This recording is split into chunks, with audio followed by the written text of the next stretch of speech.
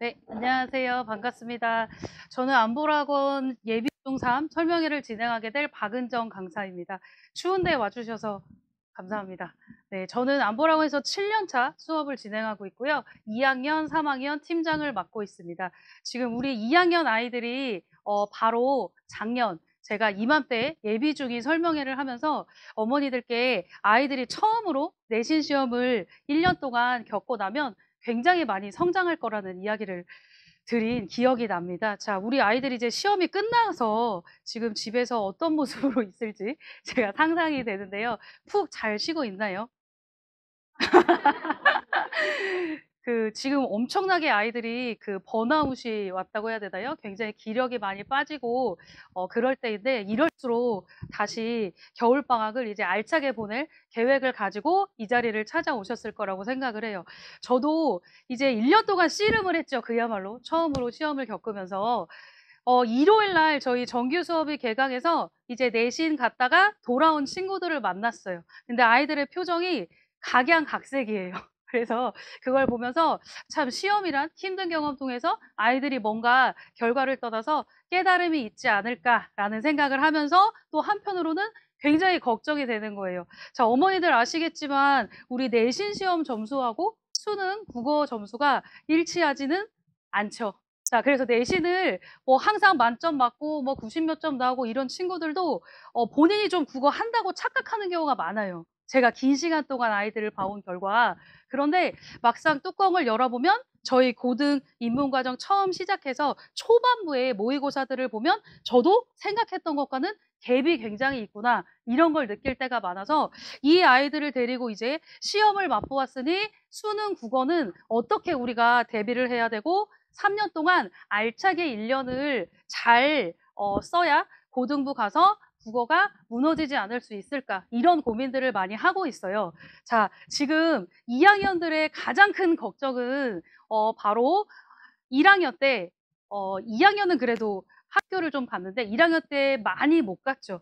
학교를 많이 못 간 상태에서 교육과정이 바뀌면서 이 자유학년제 되면서 수행이다 뭐다 활동 중심이다 보니까 교육과정이 대폭 축소가 되었어요.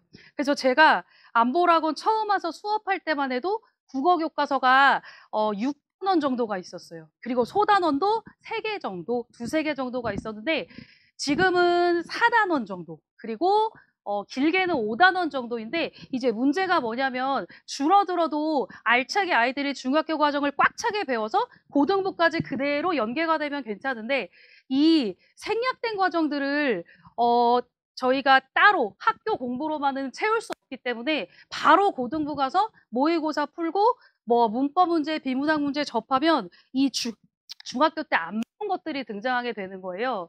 이것이 지금 문법하고 비문학 파트에서가 구멍이 있다고 생각을 하시면 돼요. 그리고 어머니들이 뭐 저보다 더 잘 아시겠지만 지금 점점 국어 어렵고 이전보다 국어가 올해는 평이했다고 해도 어머님들 그 해에 국어가 어렵건 쉽건 변별력 있는 아이들이 봤을 때 어렵다고 느끼는 영역은 정해져 있거든요. 혹시 어느 영역인지 아세요, 어머니들? 비문학이죠. 비문학. 왜 비문학 어려울까요? 비문학 지문의 내용들을 보시면 낯설어요. 낯설어요. 국어 공부하는 우리말 우리글인데 기술, 과학, 뭐 인문, 철학 다양한 복합 지문이 지금 출제가 되고 있는데 이번에도 뭐 기초대사량이다, 수학 그래프다. 그래도 아이들 입장에서 봤을 때 제가 문제를 바라보면 이 문제는 시간이 꽤 걸릴 수밖에 없겠다 싶은 것들이 있는데 그게 다 비문학에서 출발이 돼요. 근데 저도 내신 수업하고 정규 수업하지만 내신 수업할 때는 비문학을 저희들이 수능 독해로 가르치진 않아요, 어머니들. 뭐 예를 들어서 정전기 단원이 나오면 정전기의 개념, 뜻, 구조 이 중간 내용들을 순서대로 암기해. 솔직히 말씀드리면 그런 식으로 내신도 동부법하고 독해 비문학은 완전 접근 방식이 달라요. 수업 방식도 달라요. 그래서 독해랑 내신은 분명히 다르다는 거를 말씀을 드리고 그럼 어떻게 해야 되냐? 이 어려워지는 복합 지문들을 종합적 사고를 요하는 것들은 우리가 어떻게 접근해야 되냐면 당연히 국어는 워낙 어휘도 많고 개념도 엄청나게 많은 학문인데 그걸 다 엮어놨기 때문에 보이지 않는 정보까지 아이들의 추론하고 그리고 외적 증거라고 하죠. 본문을 바탕으로 보기가 딸려있는 문제에 적용해서 비교하는 거에 대부분의 학생들은 엄청나게 약해요. 근데 국어가 그때그때 그냥 기분에 따라서 감으로 되는 과목이라는 오해가 굉장히 많으세요.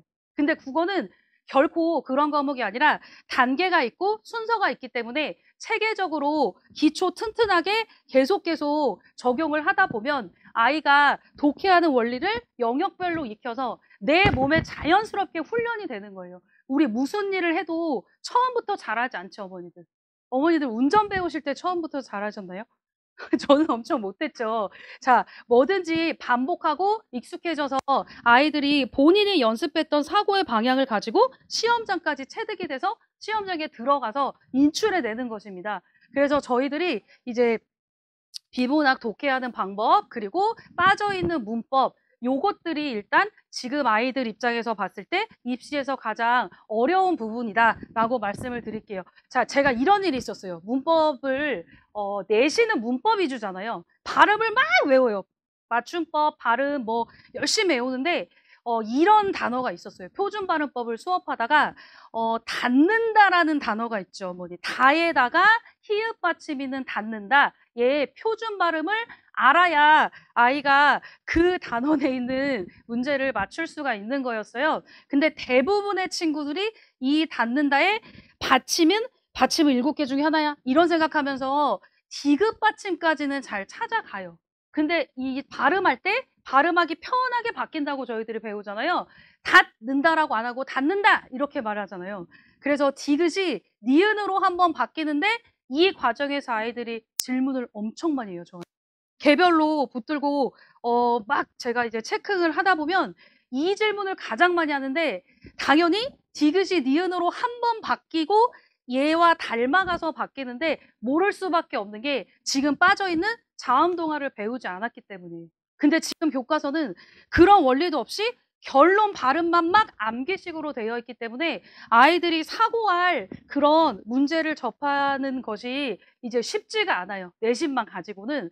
그래서 이러한 심각한 문제를 제가 아이들하고 고민을 하면서 이 아이들이 모의고사 훈련을 적절한 시기에 시작해야 이런 구멍난 것들을 채울 수가 있겠구나 해서 저희 학원은 이제 지금 현 중학교 2학년이 다음 주 1월 7일부터 고등 입문 과정이라는 커리가 시작이 돼요. 그래서 요것은 말 그대로 중등에서 고등 국어를 이어주는 소프트하게 이어주는 그 입문 꼭 필요한 요 과정을 거쳐야만 3월 모의고사를 봤을 때 배우지도 않은 문법이 나오고 낯선 글을 독해하는 관점을 배워야만 적용할 수 있는데 아이들이 당황하지 않도록 입문 과정을 공부하게 되는 거예요. 그러니까 쉽게 말해서 각 수능 영역에 필요한 것들을 단계별로 지금 아이들의 눈높이에 맞게 독해하는 방법을 알려주는 수업이라고 생각을 하시면 되겠어요. 네, 그래서 저 정규 커리를 말씀드릴게요. 내신 수업은 학교별로 나눠가지고 각 학교 전담 선생님들이 진행을 하세요. 그래서 제가 지금 정규 커리 중심으로 말씀을 드리려고 합니다. 일주일에 3시간 공부를 하게 돼요, 아이들이 와서. 자, 이것들은 반드시 지금 고등부 과정 가기 전에 기초를 튼튼히 다져야 될 개념들이죠. 그래서 문학은 어머니들 아시는 것처럼 소설하고 시가 문학이죠. 그래서 산문, 운문, 고전 있죠.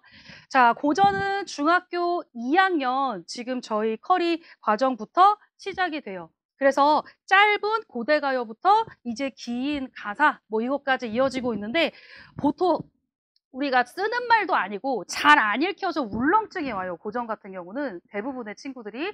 그래서 자연스럽게 2학년 때부터 노출시켜 주면서 역시 독해법 적용해서 현대어 해석하고 정서 찾고 현대시와 감상법은 똑같지만 거부감을 줄여주면서 계속 노출시켜 주는 거예요. 자, 산문 말씀드릴게요, 어머니. 산문은 소설이죠. 그럼 보통 아이들이 이제 문학이 약하다는 친구들이 시가 약한 친구들이 많아요. 왜냐하면 시는 함축성이 있으니까. 그래서 소설은 스토리가 있기 때문에 얘가 잘 이해하고 있구나라고 저도 굉장히 착각을 많이 해요. 근데 문학이란 우리의 삶을 그대로 글로 옮겨놓은 것인데 사람과 사람의 관계, 평소에 우리가 접하는 인물의 마음 이런 걸 파악하는 게 기본 토대가 되는 감상 방법이에요. 내신처럼 막 의인법, 직유법, 뭐 복선 몇째 줄에 있고 이런 걸 외우는 게 아니잖아요. 그래서 이제 소설 수업을 하다 보면 재밌는 일이 굉장히 많아요. 어머니들 이제 2학년 아이들이시니까 동백꽃을 아마 아이들이 공부하는 걸 보셨을 거예요. 그래서 동백꽃은 굉장히 로맨틱하고 재미있는 소설이죠. 근데 거기에서 우리가 중점적으로 보는 것은 내신 때는 동백꽃은 무슨 의미고 뭐 그리고 뭐 그 성격, 점순이의 성격은 어떻고 이런 것들을 막 아이들이 막 기계적으로 외우려고 해요. 근데 소설은 소설 감상을 할 때는 기본적으로 알아야 될 것이 인물 나오고 인물을 찾고 그 인물이 누구랑 갈등하니 주제는 무엇이니 시점은 우리가 어떻게 파악하는 거야? 라는 독해 요소들을 저희가 여기 이제 9페이지에 문학카드 있는데 그 부분 보면 소설에 필요한 감상 요소들을 자연스럽게 정리해 오는 거예요, 어머니들.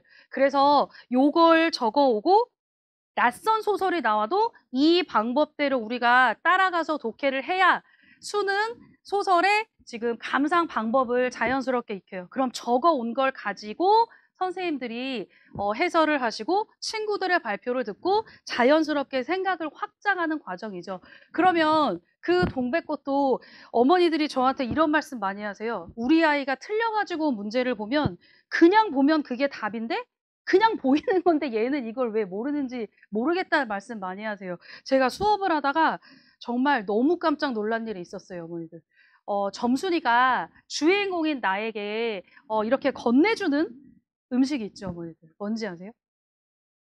뜨거운 감자를 주죠. 하나도 아니고 3개나 주죠.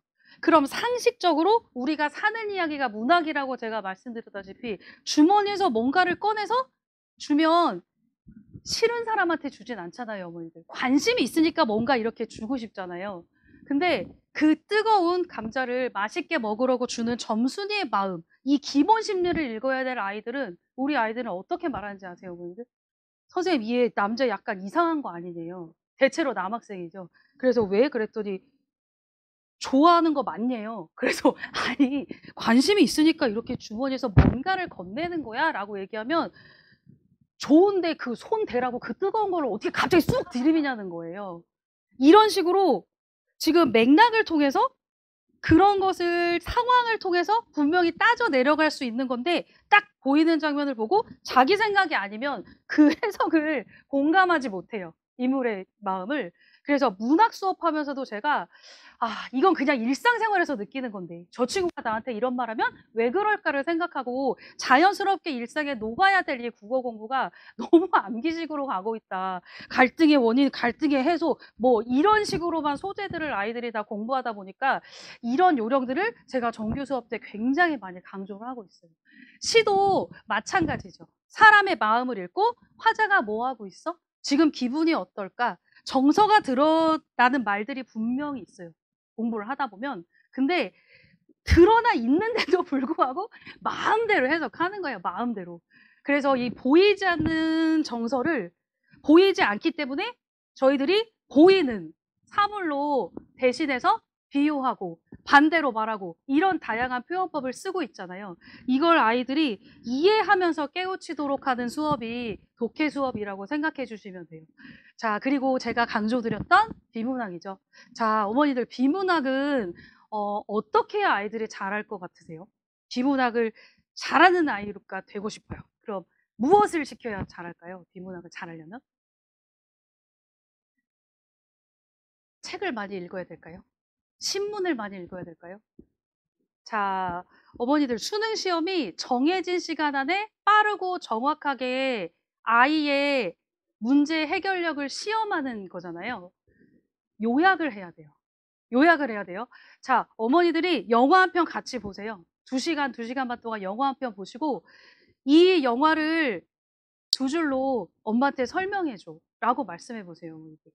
아이들 할 수 있을 것 같으세요? 인과관계부터 뭐가 뭔지 몰라요. 비문학은 굉장히 논리적인 글이에요. 어떠한 현상이 일어났어요. 왜 일어났고 그 과정이 뭐고 이 인과관계가 굉장히 분명한 논리적인 글이에요. 근데 요약을 하라고 하면 저희들이 하는 것이 자주 등장하는 핵심어를 찾아 그걸 가지고 중심 내용 그리고 글의 전체 구조를 파악하는 그 제가 말씀드린 수능의 비문학 원리를 적용해야 되는데 요약하라고 하면 우리 여학생들은 또 요약을 어떻게 하는지 아세요, 어머니들? 엄청 길게 써요. 개 중에 맞겠지 하면서 엄청 길게 쓰고 남학생들은 요약하라고 하면 단어만 쓰죠. 그러니까 귀찮으면 중간에 찍 내려오는 이런 현상이 있거든요. 그래서 요약하는 것은 인과관계에 맞게 저희가 반드시 정확하게 핵심을 포착해서 그걸 가지고 문제에 적용하는 겁니다. 그래서 요약 훈련이 없이는 섭렵할 수가 없어요. 이런 것들 지속적으로 계속 훈련해 나가는 과정이라고 생각하시면 돼요. 여담으로 제가 드리고 싶은 말씀이 이 비문학 수업을 대치동에서 가장 먼저 한 선생님이 누군지 아시나요, 어머니들? 안보라 원장님이세요. 여기 이제 20년 넘게 이 자리에서 학원을 운영하시는 저희 안보라 원장님께서 다른 학원에서 수업을 하시고 이제 내신이 끝났는데 그 아이들이 이제 6명이었대요.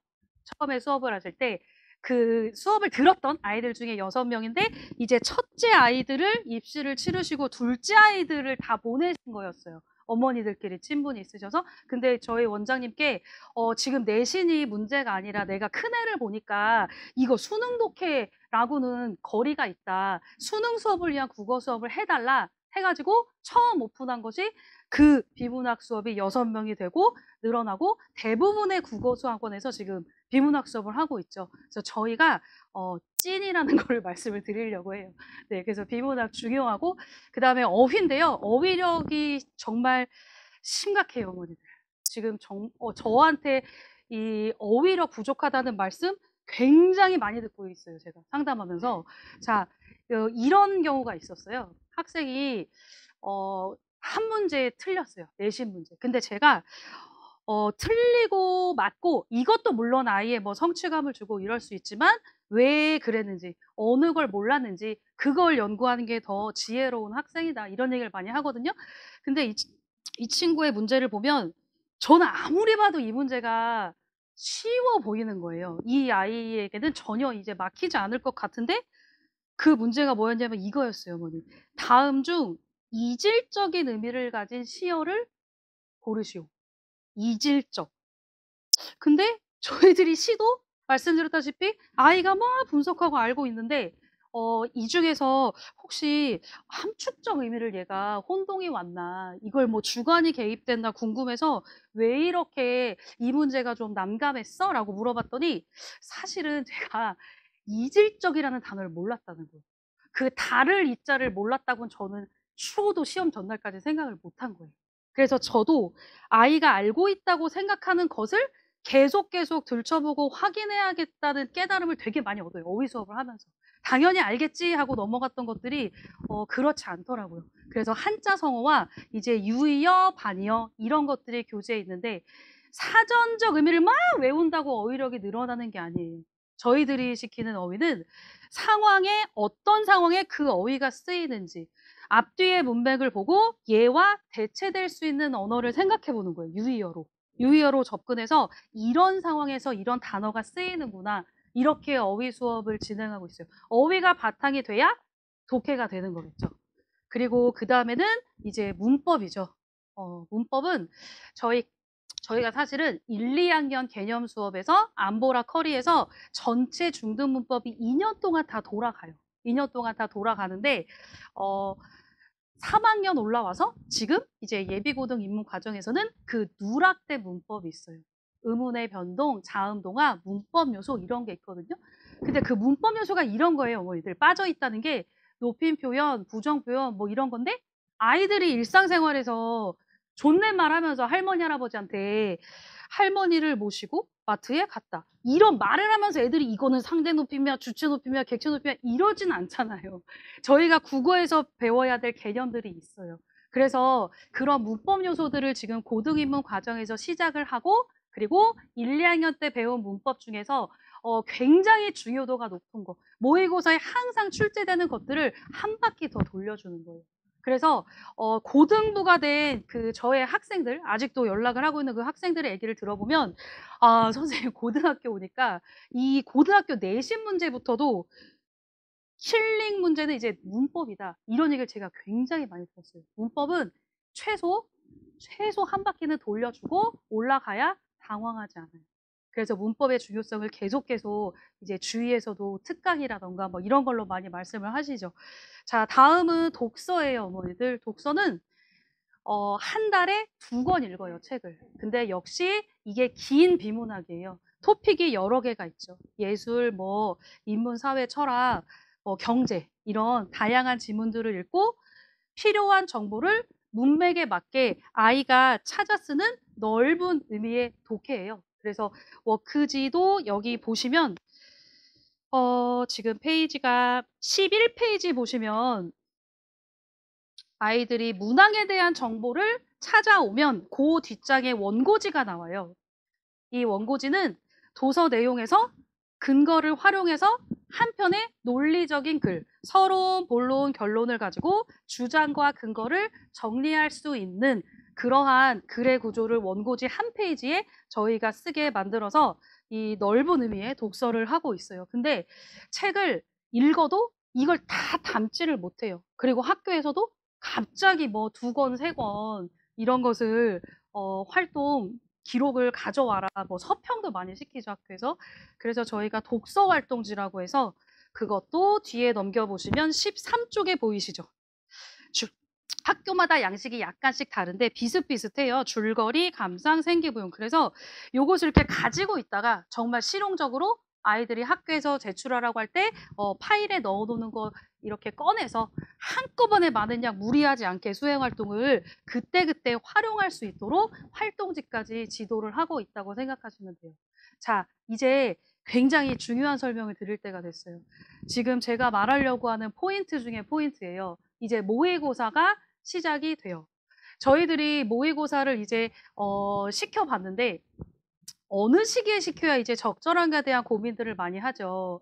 지금 여름방학, 3월 뭐 이렇게도 해보고 다 해봤는데 지금 1월 달부터 여름방학은 뭐 마지막 방학인 것 같아서 놀러 가고 3월 달 되면은 뭐 내신도 있고 막 이래가지고 4월, 6월 그래서 지금 1월부터 천천히 단계를 밟아서 고등학교 국어에 딱 안착할 수 있게 만드는 최적의 시기를 저희들이 1월이라고 해봤어요. 시도를 다 해봤는데 지금 시키는 것이 가장 결과가 좋아요. 그래서 저희는 1월부터 단계별로 들어가는 모의고사 이렇게 정규 수업이 진행되고 모의고사까지 진행이 되는 게 지금 예비 중3 과정이라고 생각하시면 돼요.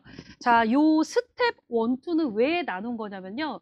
갑자기 지금 전문항 다 풀 수가 없어요. 물론 뭐 5%, 10% 학생들은 소화가 될지 모르겠지만 지금 모의고사 45문제를 3분의 1로 나누는 거예요. 그래서 스텝 1이라고 해서 여름까지 15문제를 화법, 쓰기, 그 다음에 문법 이렇게 15개, 비문학 15개, 문학 15개 끊어서 각 영역을 독해하는 방법, 개념을 적용하는 거. 모의고사는 이렇게 푸는 거야. 그런 독해 연습이 처음으로 시작되는 단계가 스텝 1이에요. 15문제. 그리고 이제 이런 거를 맛보고 아, 문제 이렇게 적용하는구나. 그걸 알고 나면 아이들도 좀 끈기가 생기고 좀 감도 많이 익히고 사고하는 힘도 길러지고 요럴 때 슬쩍 20문제에서 25문제를 늘려주는 거예요. 여름방학부터 10월까지. 그래서 이렇게 스텝 2로 진행이 되다가 고등실전은 11월부터 2월까지 고등학생 되기 전 2월까지 45문제 통째로 이제 시간 내에도 연습해보고 문제 해결력도 많이 길러진 상태에서 아이들이 힘이 생기는 거죠. 이런 식으로 가다가 이제 고등학교 2학년, 3학년 때는 메타인지 OMR이라고 해서 역시 완성된 심도 있는 모의고사 훈련을 하게 되는 소프트 랜딩이라고 생각을 하시면 돼요. 갑자기 많은 양치기로 문제 푸는 거는 아이들이 그냥 맞고 틀리고 그거 재밌어서인 거고, 틀린 문제 답지 보고 막 이렇게 옮겨 적고 이런 친구들이 있어요. 아이가 전문항을 다 알지 못해요. 절대 알지 못해요. 제가 지도해본 결과 15문제, 12문제, 20문제, 25문제 완전히 지식도 이해하고 적용하고 완성도 있게 저희가 이끌어가는 과정이라고 생각하시면 돼요. 자, 지금 메타인지라는 말 많이 들어보셨나요, 어머니들? 네, 많이 들어보셨죠. 어딘가에도 막 나오는 것 같고. 자, 메타인지 학습법에 대해서 설명드릴게요. 저희들이 이제 아이들 수업을 진행하다 보니까 이건 문제를 풀고 나서 틀린 문제에 대해서 생각보다 아이들은 굉장히 민감할 때가 있거든요. 이렇게 인정하고 싶지 않은 것도 있죠, 본인이. 그래서 아이들을 앉혀놓고 저희가 수업 때는 물론 이렇게 눈빛을 보면 아, 얘 이거 알아듣는구나. 대략은 알죠. 근데 어머니들 정확하게는 제가 줄 세워놓고 한 명씩 서술형 문제라고 생각하고 질문해요. 그러면 아이가 풀어서 설명하지 않고서야 수능은 주관식이 아니고 객관식이죠. 객관식 문제를 푸는 그 사고하는 과정을 들여다볼 수가 없어요. 수능은 객관식이잖아요. 내신엔 서술이 있지만. 그래서 이 객관식 문제를 과연 국어란 문제에 대한 답을 찾아가는 과정에서 이해하고 분석하고 추리하고 그 힘이 생기는 건데 이 과정에 머릿속을 들여다볼 수가 없는 거예요. 지도를 하다 보니까. 그리고 다 같이 하는 말은 똑같아요. 틀리고 나서 아이들이 가장 먼저 선생님들이 어디가 어려웠지? 이거 왜 틀렸을까? 라고 물어보면 아이들이 제일 많이 하는 말이 뭐예요, 어머니? 집에서도 많이 물어보시죠. 실수했어요. 또 아는데 틀렸어요. 착각했어요. 언제까지 실수할 수는 없어요. 그래서 이 객관식 문제를 찾아가는 과정에서 아이의 머릿속을 어디가 약한지 맞은 것만 계속 보고 스스로 흐뭇해한다고 성적이 안 늘잖아요, 어머니. 부족한 걸 노출하고 부족한 걸 채워야 성적이 올라가는 건 당연한 거잖아요. 공부를 해보셨으니까. 그래서 알고 모르는 걸 구분하는 것부터가 공부의 근원인데 그것이 정석인데 아이들이 모르는 걸 잘 인정도 안 하고 본인도 아 이거 내가 그때 몰랐는데 금방 까먹어요, 어머니. 생각만큼 그렇게 진지하지 않아요, 오답에 대해서. 그래서 저희들이 아 이거 2개 중에 헛갈리고 매일 실수하고 어디가 막혔는지 요걸 한번 연구해 보자 해가지고 이제 6년 동안 저희 대표님과 원장님이 수많은 테스트와 그리고 개선 끝에 개발한 것이 메타인지 학습법이라는 것입니다. 실제로 저희 아이들이 하고 있는 거예요. 제가 설명을 드릴게요. 답을 객관식 문제 모의고사 답을 1번이라고 가정을 할게요. 답은 1번이에요, 어머니들. 자, 다양한 부류의 학생이 있어요. 저희들이 이걸 접근할 때 정확히 알면 하나를 골라라. 헷갈리면 2개로 접근해봐. 항상 국어는 2개가 헛갈린 게 맞아요. 그 매력적 오답이라고 해서 함정을 파놔서 애들을 혼돈에 빠뜨립니다. 5개 중에 2개가 물망에 올라요, 항상. 그래서 헷갈리면 2개, 정확히 하면 하나로 접근해 보자 해서 아이의 지식 수준을 특정해 본 거예요. 대단한 연구였어요. 자, 1번인데 첫 번째 친구는 완전 문제 의도를 파악하고 1번을 골랐어요. 이 아이는 분명히 알고 있어요. 출제자의 의도라던가 개념을 분명히 알고 있어요. 이 친구는 성적표에 4점이라고 표기가 돼요. 완전히 알고 있구나. 근데 2번째 친구 같은 경우는 알아요. 1번이 답인데 계속 선생님께서 헷갈리는 거 2개 표시라고 하셨는데 2번도 답일 수도 있어. 계속 고민하다가 2번도 이렇게 골랐어요. 그러면 어머니들 이 아이와 이 아이가 실력이 같을까요? 다르죠. 여기서 1, 2등급이 나눠지는 거예요. 얘는 3점이 부여돼요. 왜냐하면 이 친구는 알아요. 모르는 건 아니에요. 높은 지식을 가지고 있죠. 근데 항상 그동안 컨디션에 의해서나 뭔가 개념에서 살짝 흔들렸을 가능성이 높아요. 안정적인 개념은 아닌 거예요. 이 학생에 비해서는. 그러면 이 아이가 지금 흔들리지 않게 요 함께 고른 선지를 분명히 짚고 넘어가야 1등급으로 올라갈 수가 있어요. 3번째 학생은 가장 많은 부류의 학생이에요. 답이 1번인데 계속 고민을 하다가 고민 많이 했어요. 고민 많이 하다가 2번을 답으로 고르고 1번을 2순위로 고른 거예요. 답 2개 고를 때 1순위, 2순위 이렇게 입력하게 되어 있거든요. 굉장히 많은 친구들이죠. 이 친구는 답은 틀렸지만 모르는 걸까요? 모르진 않죠. 알긴 알죠. 정답 근처까지 갔기 때문에 감각이라던가 지식이라던가 아주 없진 않아요. 이 친구는 2점인데 이 친구는 항상 그 출제자가 만들어 놓은 함정에 계속 걸려들 가능성이 아주 높아요. 그럼 이 친구도 자기가 유독 그런 문제에 약하다는 거를 지금 증명이 됐기 때문에 문제를 잘못 읽었던가 1, 2, 3, 4, 5번의 선지 중에 요 2개 중에 어떤 개념들이 나한테 지금 혼란하게 만들었는지를 반드시 짚고 올라가야 얘를 넘어갈 수 있어요. 산을 넘어갈 수 있어요. 자, 4번째 학생은 답을 골랐어요. 선생님이 헷갈리면 2개, 헷갈리면 2개 생각하다가 3번하고 5번을 골랐어요. 3번을 1순위로 하고 5번을 2순위로 하고 이렇게 골랐어요. 자, 근데 정답은 아니죠. 그렇지만 이 학생은 진지해요. 얘는 고민을 많이 했어요. 진지한 학생이에요. 그래가지고 그렇지만 냉정하게 말하면 의도 파악이 안 된 거예요. 지금. 개념을 모르는 거예요. 1, 2, 3, 4 읽어내지 못한 거예요. 이 친구는 0점이에요, 어머니들. 그러면 어떻게 해야 되냐? 다시 처음으로 돌아가서 문제 의도부터 읽고 선지에 있는 개념을 다시 처음부터 다시 시작해야 돼요. 이렇게 그 단계에 맞는 미션을 줄 수가 있는 거예요. 자, 다음 학생은 고르긴 골랐는데 역시 하나만 골랐거든요. 하나만 이렇게 3번을 골랐어요. 자, 그러면 이 2학생과의 차이점을 보실까요? 얘는 고민을 많이 했죠. 이 친구는 고민을 안 했겠죠. 찍었거나 선생님이 마감 시간 전에 올려야 되는데 안 그러면 혼날 것 같은데 이래가지고 바로 그냥 하나를 골랐어요. 자, 그러면 이 메타인지 시스템에서 얘야 그건 정답이 아니니까 다시 골라봐 하고 시스템이 자동으로 다시 풀어봐 라고 기회를 줘요. 기회를 줘요. 그러면 여기에서 문제를 다시 보니까 착각했구나. 이거였구나. 알맞지 않은 건데 알맞은 거였어. 내 문제 잘못 읽었구나. 다시 읽어서 2번째 기회에 맞췄어요. 그러면 어머니, 요 같은 학생이죠? 이 학생은 그 개념을 아는 걸까요? 모르는 걸까요? 아는 거죠. 다시 풀었는데 맞췄잖아요. 아는 거죠. 자, 이 학생은 1점이에요. 그럼 왜 틀렸냐? 실수했거나 착각했거나 문제를 잘못 읽었거나 뭐 그런 미스가 있었겠죠. 자, 다음 유형에 또 없을 것 같지만 있어요, 어머니들. 다시 풀으라고 했죠. 굉장히 고집 있죠, 애들. 분명히 틀렸다고 말했잖아요. 근데 또 3번을 고른 거예요.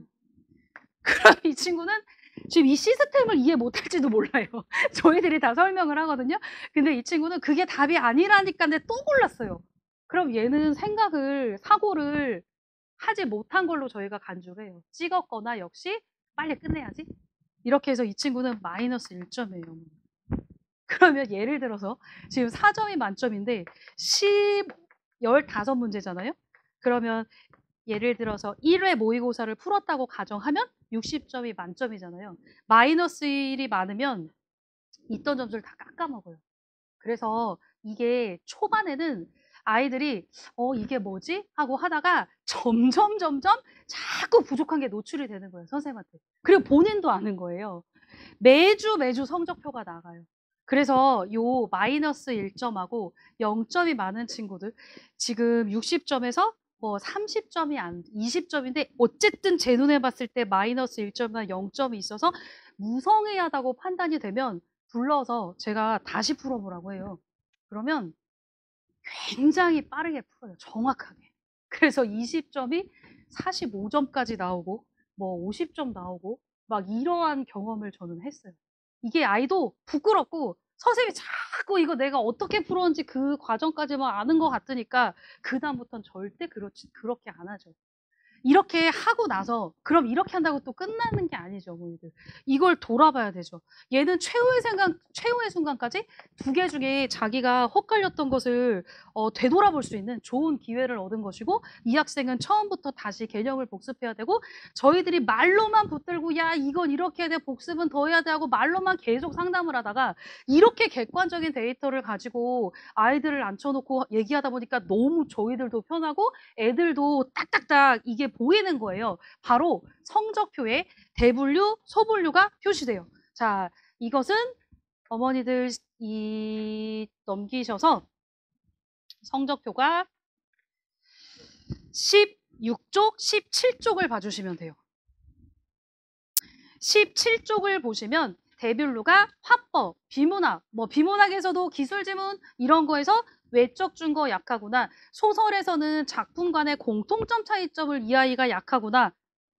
소재의 기능, 소재의 의미를 약하게 아이가 인지하고 있구나를 대분류, 소분류를 정확히 나눕니다. 그리고 마이너스 1점이나 0점들을 또 소팅해보면 약점이 바로 보여요. 그러면 유독 문법에 답이 많은 학생들은 문법 중등 개념 중에서 요 부분, 선생님이 요 부분 다시 한번 보라고 할게. 요 책 한번 다시 해볼까? 하면서 미션을 줄 수가 있거든요. 자, 이러한 성적표가 15개 매주 나가고, 그리고 선생님들이 한 명 한 명씩 담임 선생님이 코멘트를 달아주세요. 그래서 앞으로 다음 회차에 반영해서 아이들이 보완할 수 있는 그런 자료로 활용을 한다고 생각하시면 돼요. 그리고 나서 틀린 거 넘어가면 안 된다고 제가 계속 강조드렸잖아요. 이 오답을 본문에서 근거를 찾아서, 국어는 감으로 그냥 하는 게 아니라고 제가 강조드리잖아요. 자, 이런 거예요. 19쪽이라던가 아이들이 직접 해온 거예요, 어머니들. 20쪽을 보면 이 틀린 문제에 대한 정답의 근거를 넘버링을 매겨서 본문 지문으로 돌아가서 찾아봐. 그래서 오답 수정을 시킵니다. 그래도 아이들마다 개별차가 있기 때문에 좀 초반에 따라오기 힘들거나 어려운 학생들은 선생님들이 따로 클리닉을 진행해서 향상될 수 있도록 계속 도와주시는 그런 시스템이라고 생각해 주시면 돼요. 자, 이렇게 저희 모의고사 과정이 있습니다. 자, 네 번째는 안보라의 관리 체계예요. 자, 이 부분은 지금 제가 이것저것 많이 적어놨죠. 저희 학원이 저도 이 학원 와서 놀란 게 많은데 일이 굉장히 많아요.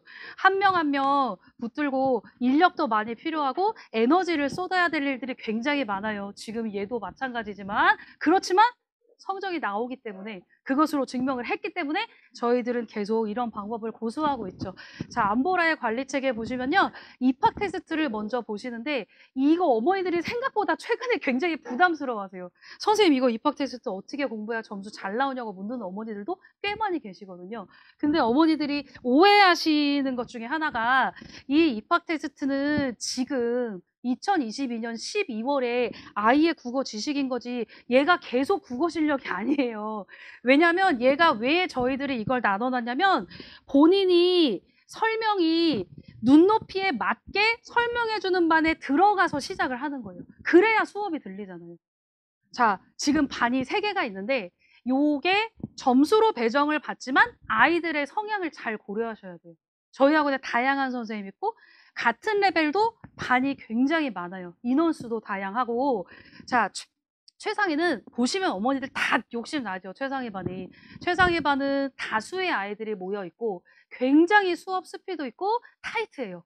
그래서 경쟁적인 분위기를 즐기고 선생님들이 심어주는 그런 미션들을 아주 적극적으로 나서서 표출하고 자기주도 잘 되고, 이런 친구들에게 굉장히 잘 맞아요. 긴장 타는 분위기가 더 공부가 잘 되는 아이들, 그걸 즐기는 아이들, 내가 더 잘해야지 이런 아이들 잘 맞고, 상위반은 실력은 있는데 선생님이 자꾸 압박하는 게 부담스러운 거예요.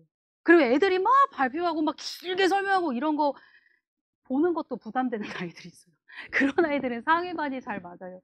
그리고 정규반은 똑같은 커리로 똑같이 진행을 하는데 정규반은 소수반이고 선생님들이 차근차근 개념부터 자분자분 짚어주시면서 함께 하는 느낌이 좀 많이 들죠. 1대1 케어가 좀 더 잘 되는. 그래서 실력 있는데도 이 소수반이 더 좋다는 친구가 있고 2달 동안 공부하고 시험 보고 나서 뭐 이렇게 점프되는 경우도 아주 가끔 있고 떨어지기도 하고 아이들은 성취감, 좌절감 맛보면서 굉장한 동기부여가 되는 게 이 성취도 평가예요. 2달에 한번 보는 걸 통해서 레벨 이동이 가능하다고 제가 지금 이제 한꺼번에 말씀을 드린 거네요. 그래서 요걸 통해서 레벨 이동이 가능하다는 거, 시작점에 불과하고 아이가 잘 들리는 수업 먼저 출발하는 것이 그 아이에게 맞다고 제가 말씀을 드릴게요. 자, 그리고 이제 학생 관리죠. 학원의 수업은 이제 선생님 혼자 하는 게 아니죠. 아이들과 함께 하는 거죠. 함께. 자, 해피콜은 신규 친구들이 와서 수업을 듣고 첫 수업을 듣고 데스크 선생님들이 전화하세요. 어머니 아이가 수업 들었는데 선생님과 호흡 수업 잘 들리던가요? 어려운 점은 없었나요? 반 분위기는 어떻다고 하던가요? 잘 맞는 반에서 아이가 첫 수업 무사히 마쳤는지를 진솔하게 여쭤보시니까 솔직하게 말씀해 주시면 돼요. 아이마다 코드가 있어요, 어머니들. 자기에게 맞는 선생님이 좋은 선생님이에요. 자, 학부모 상담은 한 달에 한 번. 우리 아이가 이렇게 학원 다니고 있습니다. 테스트는 이렇게 보고 있고 뭐 적응을 잘하고 있습니다. 이때도 어머니들께서 아이에 대해 참고할 사항들을 알려주셨으면 좋겠어요. 저희도 이제 도움이 많이 되니까. 자, 이 부분도 정말 깜짝 놀랐어요. 여기 와서 제가 깜짝 놀란 건데 이게 뭐냐면요, 어머니들. 아이들이 등록을 하면 등록함과 동시에 한 명 한 명의 폴더가 만들어져요. 개별 폴더가. 그럼 선생님들이 수업 마치시고 아이의 어떻게 수업했고 아이의 발전도 한 달 한 달 지날수록 그리고 아이의 성향 뭐 요런 것들을 쭉 기록을 남겨주세요. 자, 근데 이게 어떻게 활용 가치가 높냐면 이제 정규 수업은 저한테 듣고 내신은 다른 선생님한테 들은 거죠. 그래서 아이가 컴백을 했는데 내신 선생님께서 기록하신 걸 보니까 아, 내신 가서 우리 아이가 이렇게 하고 있구나. 그리고 장수생들이 많다 보니까 1학년 때부터 2학년 때, 2학년 때부터 3학년 때까지 아이가 쭉쭉 성장하는 그런 과정을 여과 없이 그대로 적어 놓으셔서 그걸 보면 굉장히 뿌듯할 때가 많아요. 사실은 뿌듯할 때도 많고 한데 그리고 이것도 있어요, 어머니들. 그 아이들마다 성향이 있거든요. 그래서 예를 들어서 선생님이 질문을 많이 하는 거를 부담스러워하는 친구가 있어요. 그리고 이제 들어온 지 얼마 안 된 거예요. 해외에서 들어온 지 얼마 안 돼 가지고 아이가 막 아직 부끄럽고 자신감이 부족한데 선생님이 그런 정보 없이 계속 발표를 시키면 얼마나 수업이 힘들겠어요. 그래서 요런 성향도 이러이러한 특징이 있는 친구입니다를 알고 제가 아이를 바라보면 그런 걸 굉장히 많이 참고할 수가 있어요.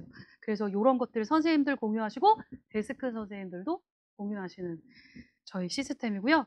요 온라인 코로나로 저희 학원은 사실은 코로나 때도 굉장히 수강생이 많았어요. 잘 됐어요. 바로 이거였던 것 같아요. 제 생각에는 현강을 그대로 녹화하면 편하겠죠. 어머니들 그냥 틀어놓으면 되니까. 근데 현장 수업하고 온라인은 달라요. 현장 수업은 이렇게 제가 수업을 진행하다가 뭔가 아이들의 반응을 보고 그걸 유도리 있게 가감할 수가 있어요. 그래서 이 현장 분위기에 맞게 현강 수업이 진행이 되는데 온라인은 전국 각지에서 어떤 레벨이 들을지를 몰라요. 그리고 어떤 문제를 맞고 틀렸는지도 제가 알 수가 없어요. 그래서 한 문제 한 문제 다 선지에 대한 해석을 해요. 누구나 들어도 우리 이 개념들을 채워갈 수 있게, 우리 진도를 따라올 수 있게. 그리고 나서 온라인을 가뜩이나 줌 수업 때문에 온라인 엄청 많이 했는데 지금 온라인 계속 듣는 거 애들이 집중 잘 될까요, 어머니? 힘들죠. 자, 그래서 저희들이 어떻게 하냐면 이걸 잘 들었는지 점검 시스템이 붙어요. 그러면 선생님들이 온라인 강의 신청하실 때 이제 어머니들이 점검 시간도 같이 잡아주셔야 되거든요. 그래서 전화로 꼭 알아야 될 필수 개념들 잘 들었는지를 질문하세요. 그러면 아이들이 전화인데도 엄청 긴장을 하더라고요. 이 점검 시스템이 붙고 온라인은 지금 현장 대치동 현장 못 오는 친구들도 많이 듣고 있는데 최근에는 뭐 시험 준비라던가 뭐 여기 있는 친구들도 시간이 안 맞거나 평강 시간 안 맞거나 정규반 대기하면서도 온라인 강의를 듣고 있어요. 그래서 점검 시스템 붙기 때문에 만족도가 굉장히 높아요. 점검하고 나서 플러스 친구로 어머니들이 그 아이가 어느 정도 온라인 강의 흡수했는지도 플러스 친구로 하나하나 이렇게 피드백을 드리고 있어요. 자, 다음은 학생 만족도 조사이고 얘는 학부모 만족도 조사이죠. 자, 저희들도 아이들을 평가하죠. 2달 동안 우리 수업을 잘 따라왔는지, 흡수했는지. 자, 학생들도 저희들을 평가하는 거예요. 어느 날, 요날 평가하는 거예요. 되게 공평하죠. 서로 평가하는 날이에요. 성취도 평가가. 그래서 여기에 뭐가 써 있냐면 선생님이 수업 시간 잘 지켜주시니? 숙제 검사 잘 해주셔? 수업 시간에 바라는 점은 없니? 그러면 시험 보는 날이기 때문에 굉장히 예민해요, 애들이. 예민해서 솔직하겠어요, 정말로. 이러이러한 점 수업 너무 선생님 너무 말이 빨라요, 이런 거. 그럼 저희들이 무기명이기 때문에 그걸 보고 양질의 수업을 위한 자료로 많이 참고를 하고 있어요. 그리고 요것은 이제 내신 수업 끝나면 어머니들께 살벌한 문자가 가요. 선생님 유지 원하시면 1번, 아니시면 2번. 2번은 유지 안 원하는 거예요. 그러면 거기에 대한 답변을 주시고 뭐 멘트도 달아주시고 해요. 그래서 저희 학원이 요 만족도 2개가 90% 이상이 안 나오면 폐강을 하기도 해요. 그래서 선생님들의 관리도 이렇게 이루어지고 있는 학원이에요. 자, 5번째는 딱 지금 걸맞는 겨울방학에 정말 잘 어울리는 캠프예요. 메타인지라고 말씀드렸잖아요. 요 메타인지랑 자기주도랑 합쳐놓은 거라고 생각하시면 돼요. 아이가 방학 동안에 본인이 원하는 시간, 뭐 9시부터 2시 요렇게 저희 학원에 와서 관리 선생님하고 같이 플래너를 작성해요. 오늘 하루 할 일들, 시간대별로. 그러면 선생님께서 관리 감독하시면서 어느 정도의 완수를 했는지, 오늘 공부하면서 느낀 점, 아이들한테 스스로 돌아보게 하고 학습 체크하시면서 관리 선생까지 붙는 메타인지 캠프가 있어요. 끝부분에 보시면 있을 거예요, 어머니들. 요게 23쪽에 있네요. 그래서 엉덩이 힘 길러주는 수업. 자기 스스로 계획해서 방학 시간 허투루 쓰지 않게 해주는 요게 여름방학 때 방학 때마다 저희들 개설되는데 여름방학 때 이제 메타인지 캠프를 하고 돌아온 친구를 제가 봤거든요. 근데 정말 집중력에는 효과가 있긴 있어요, 어머니들. 그게 쭉 가면 이제 물론 더없이 좋지만 요 메타인지 캠프가 있어요. 자, 마지막으로 선생님 소개인데요. 요건 이제 마지막에 제가 마무리하고 나서 우리 선생님들 들어오시면 어머니들이 얼굴을 잘 보시고 관상을 잘 보시고 우리 아이에 잘 맞는 선생님, 우리 아이가 요 선생님하고 공부하면 잘 될 것 같다. 이런 것들을 많이 보셨으면 좋겠어요. 제가 이 설명회를 준비하면서 이제 귀한 시간을 내서 겨울방학 앞두고 찾아주셔서 뭔가 하나라도 도움이 되는 정보를 드리고 싶은 마음이 있었는데 무엇인가 막연함을 가지신 지금 중3 어머니들에게 조금 더 이제 앞길에 대해서 긍정적인 에너지를 들였었으면 하는 바람이 있고요. 저 얼마 전에 학생이 찾아왔었어요. 그 저랑 3년을 같이 한 학생이었거든요. 근데 저희 학원에서 요 메타인지 OMR 고2 학생이에요. 그래서 수업을 계속 듣고 있는 학생인데 이제 교재 받으러 왔다고 우연치 않게 저랑 만난 거예요. 근데 이 학생은 참고로 저와 혹독한 사춘기를 같이 한 학생이에요. 그래서 처음에 학생이 왔는데 저랑 이제 수업을 하면서 많은 과정들을 함께한 학생인데 너무 반가워가지고 제가 공부 잘 되고 있니 하면서 이것저것 물어봤는데 당시에는 중학교 때 완전 이과형 학생이었던 거예요. 그래서 문법이 제일 싫고 국어는 흥미가 없고 전 과목 중에 국어가 가장 약해서 항상 국어가 마음에 걸렸던 친구였었거든요. 근데 이 친구가 저한테 그래서 제가 물어봤거든요. 너 어떤 뭐 입시에 관해서 물어봤어요. 어디 가고 싶어? 뭐 어떤 학과가 뭐 좋아? 이런 걸 물어봤는데 이 친구가 저한테 선생님 제가 국어로 대학을 가야 될 것 같아요. 라는 말을 하는 거예요. 그래서 제가 그 말을 듣고 굉장한 강사로서의 안보학원 강사로서의 큰 보람과 행복감을 느꼈어요.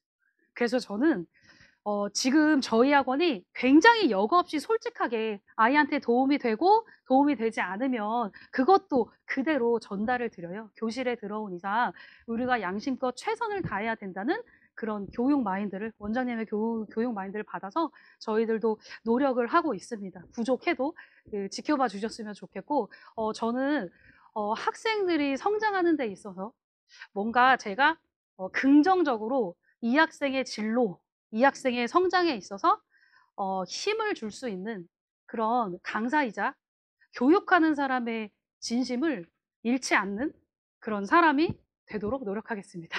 들어주셔서 감사합니다. 안녕하세요. 안보라학원 고등부팀장 고지연입니다. 저는 전반 마감을 이룩하고 있는 인기 강사입니다. 제 인기의 비결은 뭘까요? 미모 어떨까요? 아니면 제가 고등학교에서 학생부 주임 출신이라는 경력 어떨까요? 요즘 아이들이 그런 경력 같은 거에 그렇게 선생님을 선택하고 좌우되지 않거든요. 제 생각에는 제 인기의 비결은 제가 교실에서 굉장히 엄격하게 수업을 하거든요. 그 엄격함이라고 생각합니다. 실제로 수업을 듣는 아이들은 만만치 않다라고 합니다. 제가 수업을 진행하면서 우리 친구들이랑 교실에서 타협하지 않고 밀어붙이며 성적을 만들어내는 불도저 같은 성격을 가지고 있습니다. 어머님들 맡겨주신다면 제가 성적으로 만들어서 보여드리겠습니다. 감사합니다. 안녕하세요. 저는 안보라학원의 엄마 중일팀장 오영미입니다. 어머니들 우리 아이들을 얼마나 믿으시나요? 저는 아이들을 의심하고 우리 아이들을 확인하면서 엄마의 마음으로 꼼꼼하게 지도하고요. 그다음에 우리 아이들이 될 때까지 관리로서 엄마들의 마음, 말 그대로 믿고 맡길 수 있는 수업을 추구하고 있습니다. 감사합니다.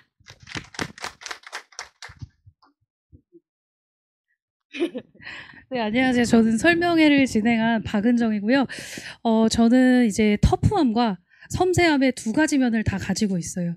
그래서 학생들과 수업 중에 지켜야 될 약속, 이것이 어긋나면 굉장히 집착합니다. 굉장히 집착하고 특히 정신이 없는 우리 남학생들의 정신을 번쩍 들게 하는 장기를 가지고 있어요. 네. 그리고 제가 오늘 긴장이 돼가지고 많이 차분하게 진행을 했어요. 성적은 물론 당연하고 아이들이 수업하고 나서 정말 국어 잘하고 성취감 많이 느끼고 이렇게 커가는 모습을 보면서 도와주는 것이 저의 가장 큰 기쁨입니다. 감사합니다.